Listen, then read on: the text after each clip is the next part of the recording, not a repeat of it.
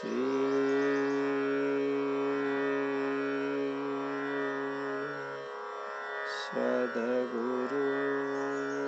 પરમાત્માય નમો નમઃ.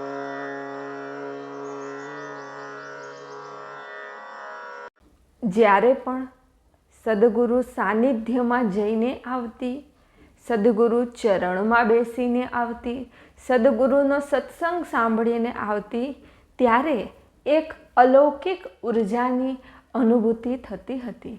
જાણે હું એક દિવ્ય શુદ્ધ ઉર્જાના સાનિધ્યમાં બેસીને આવી, એક પવિત્ર ઉર્જાના સાનિધ્યમાં બેસીને આવી, એક અલૌકિક સકારાત્મક ઉર્જાના સાનિધ્યમાં બેસીને આવી એવી દિવ્ય અનુભૂતિ થતી હતી.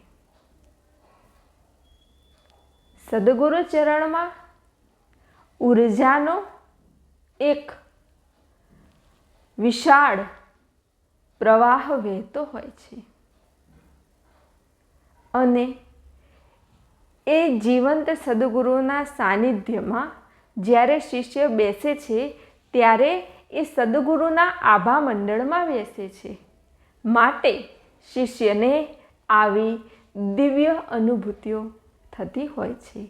આ ઉર્જા, આ ચેતના કેટલી દિવ્ય છે કે તમે વિચાર કરો કે જે મહાપુરુષો અત્યારે સ્થૂળ સ્વરૂપે હાજર નથી, પણ તેમનું સમાધિ સ્થળ છે અને એ સમાધિ સ્થળ પર જ્યારે શિષ્ય, સાધક, જિજ્ઞાસુ જાય છે તો એ સમાધિ સ્થળ પર જતા આ શિષ્યોને, સાધકોને, જિજ્ઞાસુઓને દિવ્ય અનુભૂતિ થાય છે, ઉર્જાનો અનુભવ થાય છે, ચેતનાનો અનુભવ થાય છે.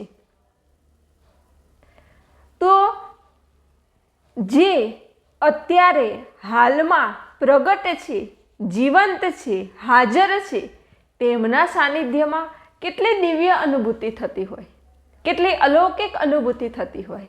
અને જે સમાધિસ્થ થઈ ગયા છે સદગુરુ, એ તમને ભૌતિક સુખ સુવિધાઓ આપશે, તમારી ઈચ્છાઓ પૂર્ણ કરશે, પણ જો તમે ત્યાં તમારી આધ્યાત્મિક પ્રગતિ માંગશો ને તો સદગુરુ તમને જીવંત ગુરુનો જ માર્ગ બતાવશે.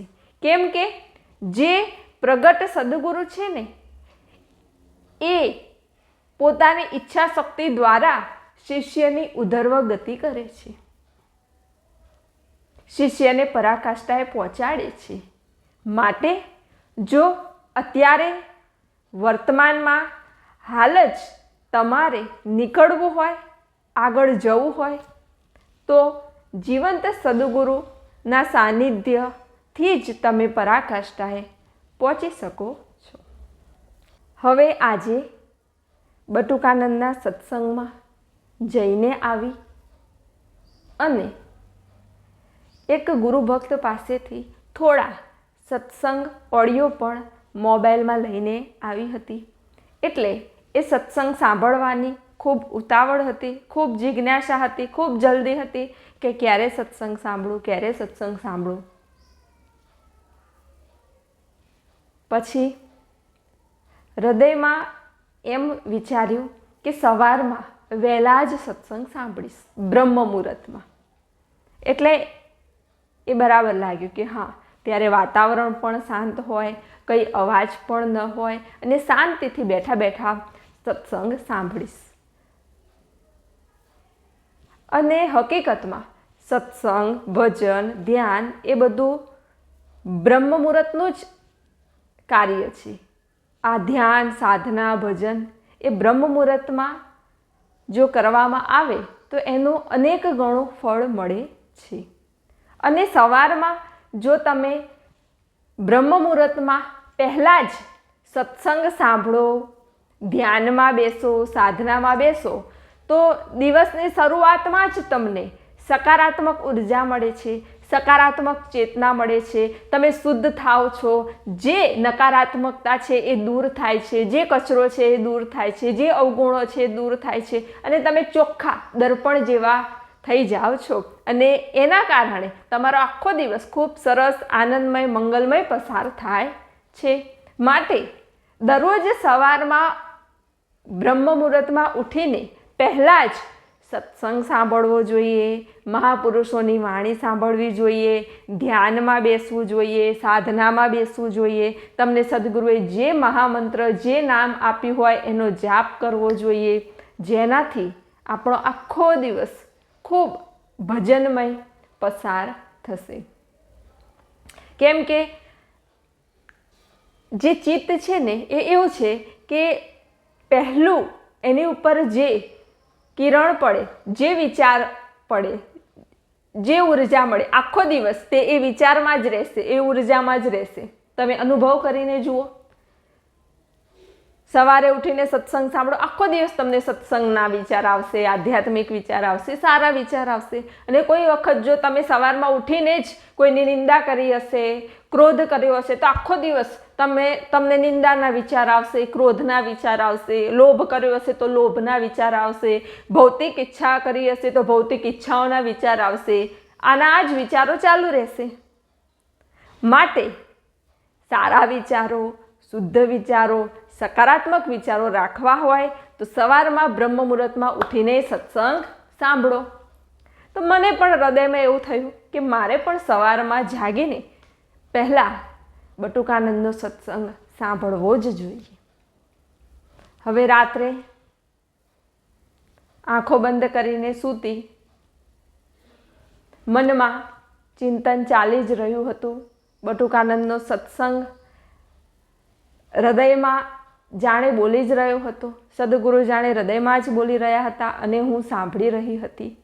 કેમ કે મહાપુરુષોના વચનો એ કંઈ ફક્ત વચન નથી હોતા, એ ફક્ત શબ્દ નથી હોતા, પણ એ એવા ઉર્જાથી ભરપૂર શબ્દો હોય છે. એ જાગૃત થવા માટેના શબ્દો હોય છે કે એ જ્યારે તમારી ભીતર ઉતરે ને એટલે ભીતરમાં પરિવર્તન થાય જ, સકારાત્મક પરિવર્તન થાય જ, તમને સત્ય સમજાય જ.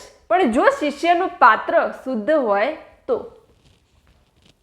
ઘણાના મનમાં એવા પ્રશ્ન થાય કે આ સદગુરુના સાનિધ્યમાં તો હજારો જણા જતા હતા, આજ કેમ જાગે, આને જ કેમ ઉગ્યું, આને જ કેમ ભજન લખ્યા, કેમ?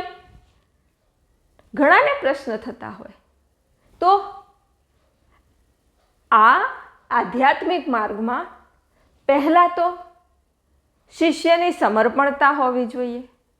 શિષ્ય અહંકાર શૂન્ય હોવો જોઈએ, શુદ્ધ હોવો જોઈએ, પવિત્ર હોવો જોઈએ અને સાથે સાથે શિષ્યને જાણવાની જિજ્ઞાસા હોવી જોઈએ, લગ્ની હોવી જોઈએ પહોંચવાની.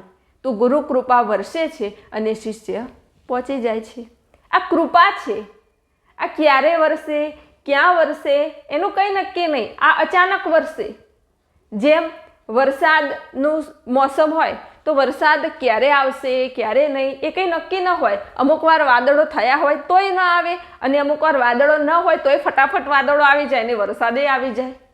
એટલે આ પરમાત્માની કૃપા, પરમાત્માનો પ્રસાદ એવો છે, વરસે ત્યારે વરસે, ના વરસે તો ના પણ વરસે. જેની પર વરસી જાય એના અહોભાગ્ય, અને જેની પર નથી વરસ્યો એ પુરુષાર્થ કરે. ક્યારે વરસી જાય કંઈ કહેવાય નહીં. એટલે શિષ્ય હંમેશા છે ને તૈયાર જ રહેવું જોઈએ, તૈયાર જ. એનું પાત્ર શુદ્ધ બુદ્ધ ચૈતન્ય ચોખ્ખું રાખીને તૈયાર જ બેસવું જોઈએ. ભજનમાં, ધ્યાનમાં, સાધનામાં રહીને પાત્ર ચોખ્ખું જ રાખવું જોઈએ કે જ્યારે કૃપા વરસે ત્યારે કૃપા હું ગ્રહણ કરી શકું. એના માટે તૈયાર જ રહેવું જોઈએ. ઘણાની ઉપર કૃપા વરસતી હોય પણ પાત્ર તૈયાર ન હોય, પાત્રમાં કચરો ભર્યો હોય, પાત્રમાં કૂડો ભર્યો હોય તો એ કૃપા વરસે છતાં તે ઝીલી શકે નહીં. ઘણાના પર કૃપા વરસે પણ પાત્ર કાણું હોય તો બહાર નીકળી જાય. ઘણા સાધકો પર કૃપા વરસે, પાત્ર નાનું હોય છલકાઈ જાય. ઘણા સાધકો પર કૃપા વરસે, પાત્ર હાલક ડોલક હોય, ઘડી કામ ઢોળાઈ જાય. કોકનું જ પાત્ર મોટું હોય, વિશાળ હોય, શુદ્ધબુદ્ધ ચૈતન્ય હોય તો એ પાત્રમાં ઉર્જા રહે અને એ કૃપાથી એનું જીવન દિવ્ય બને, અદ્ભુત બને, દિવ્ય બને. તો જાણે આંખો બંધ કરી અને સવાર પડી, થોડાક જ ક્ષણોમાં રાત વીતી ગઈ એવું લાગ્યું. કોઈ જ વિચાર નહીં રાત્રે, કોઈ જ સ્વપ્ન ના આવ્યા, કશું જ નહીં. અને હૃદયમાં ભીતરમાં ખૂબ શાંતિનો અનુભવ થતો હતો. ખૂબ શાંતિ, જેને કહેવાય આત્મ શાંતિ, એ આત્મ શાંતિની અનુભૂતિ થતી હતી. હવે આજે તો મોબાઈલમાં અલાર્મ પણ નહોતું મૂક્યું, તોય સવારે 4 વાગ્યા અને આંખ ખુલી ગઈ. કેમ કે લગ્ની હતી, જિજ્ઞાસા હતી, એટલે આંખ ખુલી ગઈ. તમને ખબર છે, ગુરુ શક્તિઓ બ્રહ્મ મુહૂર્તમાં વિચરણ કરતી જ હોય. જો તમે શુદ્ધ પવિત્ર ભાવે ઈચ્છા કરી હોય કે મારે સવારે ઉઠવું જ છે, સવારે જાગવું છે, જાગીને ધ્યાનમાં બેસવું છે, એવી ઈચ્છા કરીને જો તમે સૂતા હોય અને હકીકતમાં તમારે બેસવું જ છે ધ્યાનમાં, તો એ ગુરુ શક્તિઓ તમને સવારે ફિટ 4 વાગે જગાડશે જ. તમને જગાડી દેશે એક વખત, પછી જતી રહેશે. પછી તમે પાછા સૂઈ જાઓ તો પછી એ તમારો વિષય છે. બાકી એક વખત તો ગુરુ શક્તિઓ જગાડી જ દેશે. એમ આજે અલાર્મ નહોતું મૂક્યું, પણ 4 વાગે એટલે આંખ ખુલી જ ગઈ. એટલે મેં કીધું કે હા, આજ તો 4 વાગે આંખ ખુલી ગઈ. પણ એ વખત કેવી ખબર નથી કે આ ગુરુ શક્તિઓ જગાડે છે. મેં કીધું હવે કાલે જાગી હતી એટલે આજે પણ 4 વાગે આંખ ખુલી ગઈ. અને આંખ ખુલી તો એવું નહીં કે ઊંઘ આવે છે કે આળસ થઈ કે નથી બેસવું, એવું કંઈ નહીં. એકદમ ઉત્સાહ, લગ્ન, જિજ્ઞાસા કે હા 4 વાગે ચલો ધ્યાનમાં બેસવા. થોડી વાર તો બેસીએ. અને એવો વિચાર કરીને જાગી, થોડી તૈયારી કરી, ધ્યાનનું આસન લીધું, એના પર બેસી પછી પૂનમના ચૈતન્ય ઉત્સવ પર સદગુરુએ થોડી વાર ધ્યાનમાં બેસાડ્યા હતા. ત્યારે સદગુરુએ આ મંત્ર બોલ્યો હતો 3 વખત અને પછી આંખો બંધ કરીને 10 મિનિટ સુધી બેસાડ્યા હતા. તો પછી મેં કીધું કે જે રીતે સદગુરુએ ધ્યાનમાં બેસાડ્યા હતા એ રીતે જ હું ધ્યાનમાં બેસું. તો મેં પણ 3 વખત મહામંત્રનો જાપ કર્યો.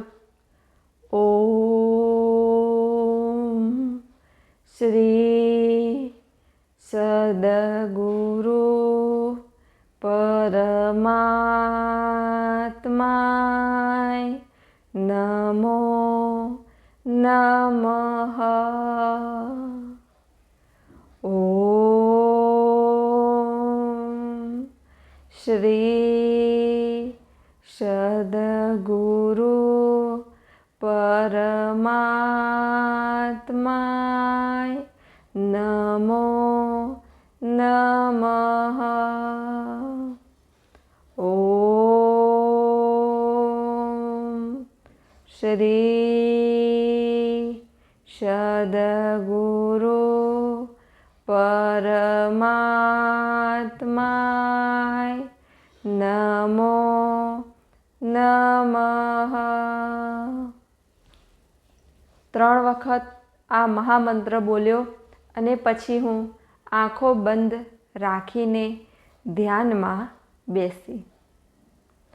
આ મહામંત્રનું ઉચ્ચારણ કર્યા બાદ શરીરમાં ભીતરમાં એક દિવ્ય ઉર્જા પ્રગટ થઈ હતી. એક સકારાત્મક ઉર્જા પ્રગટ થઈ હતી. એક દિવ્ય ઉર્જા પ્રગટ થઈ હતી.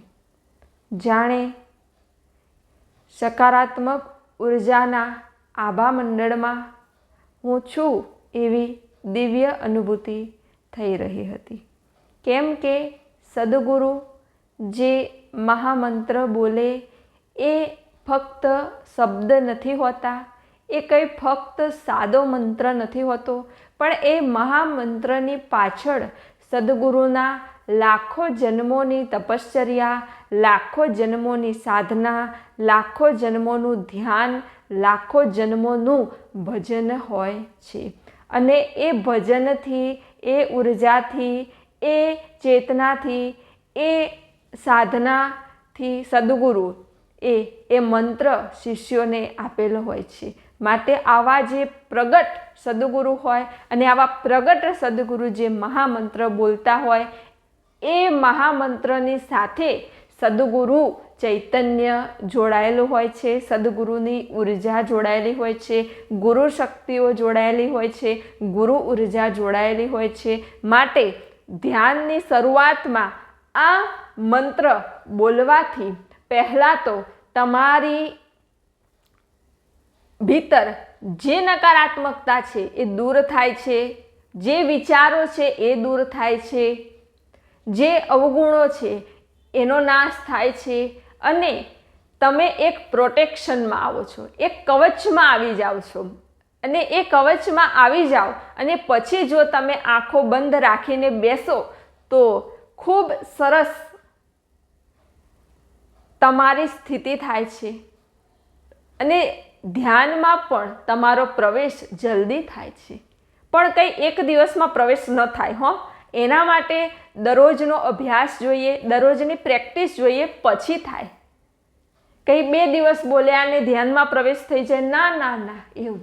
આનો અભ્યાસ તમારે નિરંતર રાખવો પડે, નિરંતર બેસવું પડે, તો જ તમે આ ધ્યાનમાં પ્રવેશ કરી શકો છો. તો 3 વખત આજે આ મહામંત્ર બોલ્યો અને પછી હું આંખો બંધ રાખીને બેસી.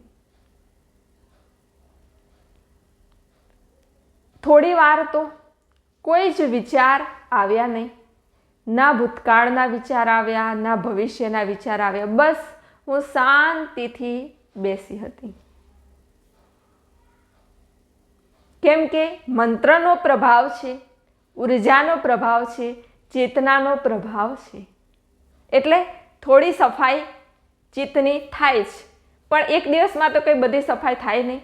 એટલે 5-7 મિનિટ કંઈ વિચાર ન આવ્યા અને પછી પાછા થોડા વિચારો આવવા લાગ્યા. બીજા નહીં, પણ એ જ મહાપુરુષોના, સદગુરુએ જે સત્સંગ કર્યો હતો એ બધા વિચાર આવવા લાગ્યા. અને પછી પગમાં ખૂબ જ ખાલી ચડવા લાગી. એટલી ખાલી ચડવા લાગી કે પગ હલે જ નહીં. એટલે પછી મેં કીધું, અરે આ હજુ તો 8 મિનિટે નહીં થઈ અને આ પગમાં શું થવા લાગ્યું. પછી મેં તોય મનમાં વિચાર્યું કે બેસી રહેવા દે. પાછી 2 મિનિટ બેસી અને બીજા પગમાં એવી ખાલી ચડી કે પછી તો બેસાય જ નહીં. અને પછી 10 મિનિટ થઈ હશે અને મેં આંખ ખોલી દીધી. તો જ્યારે તમે ધ્યાનમાં બેસો ને, સાધનામાં બેસો ને, એટલે આવા બધા અવરોધો પહેલાં જ આવવાના. પહેલાં વિચારો આવશે, મન આમથી તેમ જશે, ચિત્ત આમથી તેમ જશે, કંઈ ના કંઈ દ્રશ્યો દેખાશે, પછી શરીર અવરોધ ઊભો કરશે, બુદ્ધિ અવરોધ ઊભો કરશે, મન અવરોધ ઊભો કરશે, ઇન્દ્રિયો અવરોધ ઊભો કરશે. આ બધા અવરોધ કરશે. કેમ કે એક તો મનને સ્થિર રહેવાની આદત નથી, બુદ્ધિને સ્થિર રહેવાની આદત નથી, ચિત્તને સ્થિર રહેવાની આદત નથી, ઇન્દ્રિયોને સ્થિર રહેવાની આદત નથી અને શરીરને સ્થિર રહેવાની આદત નથી. હવે અચાનક તમે સ્થિર રાખીને બેસો તો એ બધા કૂદાકૂદ કરે, કોઈ ઝપીને બેસે જ નહીં. તો આ શરીરે અવરોધ ઊભો કર્યો, એવી ખાલી ચડી, પછી આમ તેમ પગ હલાયો 10 મિનિટ સુધી, પછી સારું થયું. તો આવા બધા અવરોધ ધ્યાનમાં શરૂઆતમાં થાય જ છે. પછી જેમ જેમ પ્રેક્ટિસ થશે એમ પછી શરીર સ્થિર રહેવામાં, મન સ્થિર રહેવામાં, ચિત્ત સ્થિર રહેવામાં, બુદ્ધિ સ્થિર રહેવામાં પછી એ બધાને અભ્યાસ થઈ જશે. અત્યારે અભ્યાસ નથી એટલે આવા બધા અવરોધ તો આવવાના જ. એટલે પછી માંડ 10 જ મિનિટ બેસાયું અને આ અવરોધ આવ્યો એટલે આંખ ખુલી ગઈ. પછી થોડી વાર પગ સીધા કર્યા, પછી પલોઠી વાળી. પછી મેં કીધું હવે ચલો બટુકાનંદનો સત્સંગ સાંભળીએ થોડી વાર. હવે ધ્યાનમાં તો આંખ ખુલી ગઈ એટલે મેં કીધું ચલો હવે સત્સંગ સાંભળીએ. પછી બટુકાનંદનો સત્સંગ ચાલુ કર્યો અને આંખો બંધ કરીને એમ જ બેસી રહી અને સત્સંગ સાંભળવા લાગી. બટુકાનંદે સત્સંગમાં કહ્યું કે મનુષ્ય જન્મ મળ્યો એટલે બધા મનુષ્ય ન બની જાય. મનુષ્ય બનવા માટે સદગુરુ ચરણે જવું પડે, એ મનુષ્ય બને. મનુષ્ય એટલે કે જે આત્મા પરમાત્મા સાથે યોગ કરી લે, જેનું મન પરમાત્મા સાથે યોગ કરી લે, એ મનુષ્ય આત્મા અને પરમાત્માનો યોગ જે જીવ સાધવામાં સફળ થાય એને મનુષ્ય કહેવાય. તો બટુકાનંદે કહ્યું કે એક સદગુરુ હતા. સદગુરુના સાનિધ્યમાં ઘણા બધા શિષ્યો આવતા હતા. એટલે સદગુરુ એ બધાને જોઈને ખૂબ હસતા. એટલે બધા શિષ્યોના મનમાં થતું કે આ સદગુરુ અમને જોઈને હસે છે કેમ, એનું કારણ શું? એટલે બીજા બધાએ તો એવું સમજ્યા કે હસે હવે કંઈક, એટલે સદગુરુ હસતા હશે. હવે એમાં એક વિરલ શિષ્ય હતો. એ સદગુરુ પ્રત્યે ખૂબ પ્રેમ ભાવ રાખે, શ્રદ્ધા રાખે, વિશ્વાસ રાખે અને દરરોજ આ સદગુરુનું વર્તન જોવે કે આવી રીતે દરરોજ અલગ અલગ માણસો આવે છે ને સદગુરુ હસે છે, તો કેમ, એનું કારણ શું? એટલે 1 મહિનો 2 મહિના તો આ શિષ્યએ જોયું, પણ પછી એનાથી રહેવાયું નહીં. એટલે એને સદગુરુને પૂછ્યું કે સદગુરુ, તમે આ બધા આવે છે તો કેમ હસો છો? શું કારણ? તમે શું જોવો છો? એટલે સદગુરુએ કીધું કે આ બધા તને કોણ દેખાય છે? તો એને કીધું કે મને તો બધા મનુષ્ય જ દેખાય છે. એટલે સદગુરુ પાછા હસ્યા. સદગુરુએ કીધું તને મનુષ્ય દેખાય છે, પણ હકીકતમાં મનુષ્ય નથી. પેલા શિષ્યએ કીધું હે એમ? તો કે હા. તો કે કોણ છે? કે મને તો કોઈક કૂતરો દેખાય છે, કોઈક બિલાડી દેખાય છે, કોઈક ભેંસ દેખાય છે, કોઈ વાઘ દેખાય છે, કોઈ ચકલી દેખાય છે. કેમ કે મને તો એવું કંઈ દેખાતું નથી. સદગુરુએ કીધું મને જ દેખાય છે. સદગુરુએ કીધું કે કામ કર, લે હું તને મારા ચશ્મા આપું છું, એ ચશ્મા તું પહેરી લે, એટલે તને બધાનું સાચું સ્વરૂપ દેખાશે.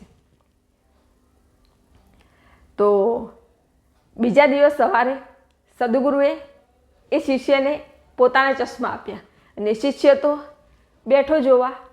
અરે શિષ્યને તો બિલાડી, ચકલી, કાગડો અને ગધેડો એવા બધા દેખાય.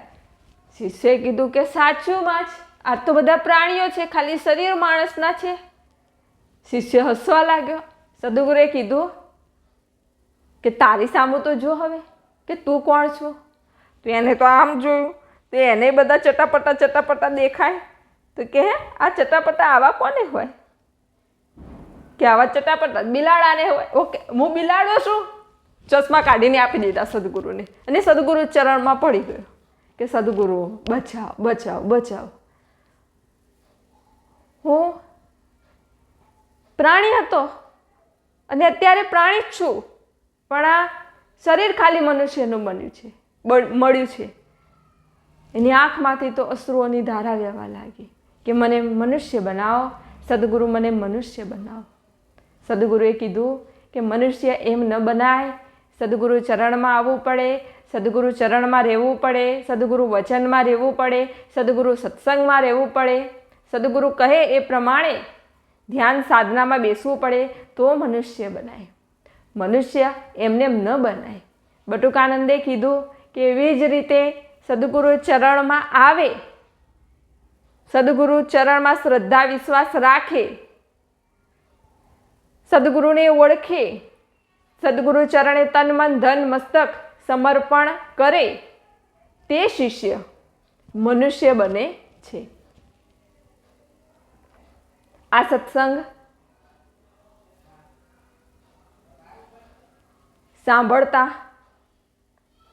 સાંભળતા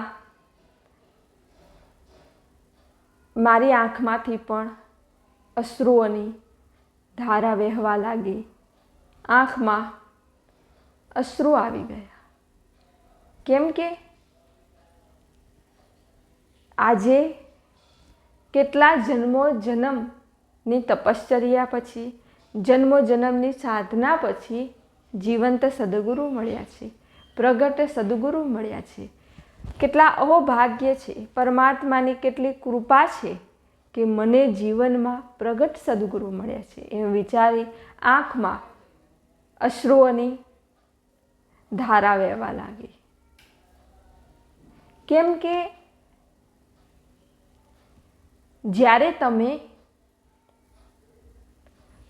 પ્રભુ ચરણમાં બેઠા હોય કે ગુરુ ચરણમાં બેઠા હોય ને, ત્યારે અમુક વખત જોજો અચાનક જ આંખમાંથી અશ્રુ આવવા લાગશે, અચાનક જ અશ્રુઓની ધારા વહેવા લાગશે. એનું કારણ એક જ છે કે એ સંગથી તમારું ચિત્ત ચોખ્ખું થાય છે. તમારા ચિત્તમાં જે કચરો છે ને એ બધો બહાર નીકળે છે. જુઓ, આ ભીતરમાંથી કચરો બહાર નીકળવાનો માર્ગ એક જ છે, આંખો. આંખો દ્વારા જ એ કચરો બહાર નીકળે છે. એટલે જ્યારે તમે ભગવાનના સાનિધ્યમાં કે ઈશ્વર દર્શને ગયા કે દેવ દર્શને ગયા કે ગુરુ દર્શને ગયા, ત્યારે અમુક વખત આંખોમાંથી અચાનક જ અશ્રુઓની ધારા વહેવા લાગે છે. તો ત્યારે સમજવું કે તમારું ચિત્ત ચોખ્ખું થાય છે, કચરો બધો બહાર નીકળે છે. એટલે એ બહુ જ સરસ કહેવાય. અને આધ્યાત્મિક માર્ગની શરૂઆત જ આ અશ્રુઓથી થાય છે, આંસુઓથી થાય છે. એનાથી જ શિષ્યનું ચિત્ત ચોખ્ખું થાય છે, ચિત્ત પવિત્ર થાય છે, ચિત્ત શુદ્ધ થાય છે. એટલે જેને આધ્યાત્મિક માર્ગમાં આવીને આંસુ આવતા જ નથી, એનું ચિત્ત ચોખ્ખું થતું નથી, પવિત્ર થતું નથી, શુદ્ધ થતું નથી.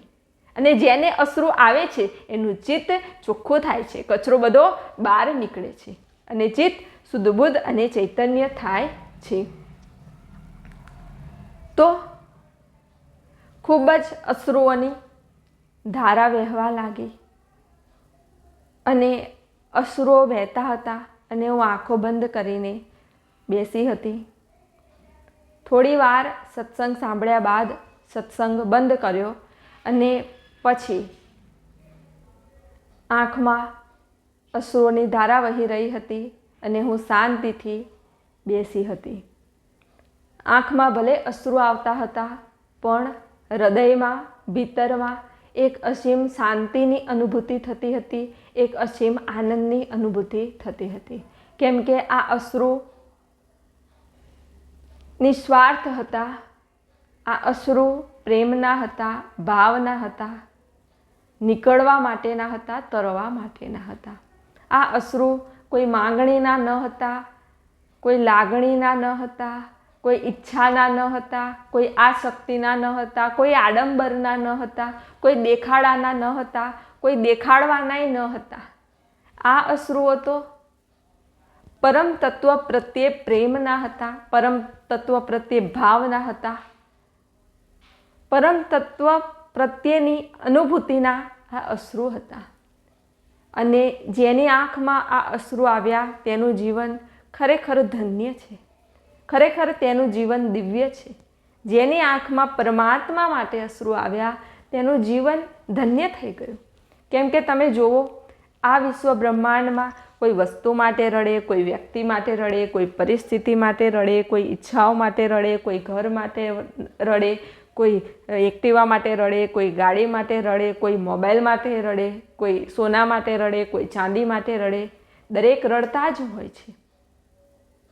પણ જે પરમાત્મા માટે રડે એવા તો કરોડે કોક હોય છે, અને જે પરમાત્મા માટે રડે ને ખરેખર એનું જીવન સાર્થક છે. તો આજે પરમાત્મા માટે આંખમાં જે અશ્રુ આવ્યા તે પરમાત્માની જ કૃપા હતી, પરમાત્માની જ કરુણા હતી. અને ખરેખર એ અશ્રુ એટલા મીઠા હતા, એટલા મધુર જેવા હતા કે એમ થતું હતું કે બસ રડ્યા જ કરો, બસ અશ્રુ વહાવ્યા જ કરો, બસ રડ્યા જ કરો, બસ અશ્રુ વહાવ્યા જ કરો. એ મીઠા લાગતા હતા, એ મધુર લાગતા હતા. આ અશ્રુ ખારા ન હતા, મીઠા હતા, મધુર જેવા હતા. અને અશ્રુ સારીને જાણે હૃદય હળવું ફૂલ જેવું થઈ ગયું. હૃદયમાં એક શાંતિનો અનુભવ થયો, એક આનંદનો અનુભવ થયો. કેમ કે બટુકાનંદના સત્સંગ સાંભળવા માત્રથી એક ઉર્જા સાથે જોડાઈ જતી હતી, એક ચેતના સાથે જોડાઈ જતી હતી, ભીતરમાં જાગી જતી હતી. કેમ કે આ તો પ્રગટ વાણી છે, આ દિવ્ય વાણી છે.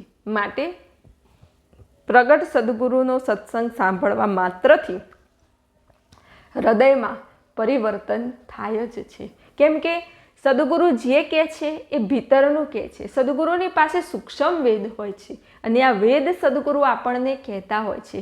પણ આ સૂક્ષ્મ વેદ એટલો અલૌકિક છે, એટલો દિવ્ય છે કે દરેક એને સમજી શકતા નથી, દરેક એને ઓળખી શકતા નથી. આ વેદને ઓળખવા માટે, સમજવા માટે, જાણવા માટે તો કૃપા જોઈએ, દ્રષ્ટિ જોઈએ, તો જ સમજાય છે.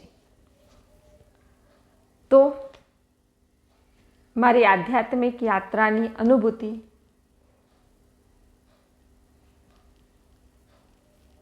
આગળ જે થઈ એ હું આપ સર્વને આગળના વિડીયોમાં કહીશ. આપ સર્વના હૃદયમાં બિરાજમાન પરમાત્માને પ્રણામ.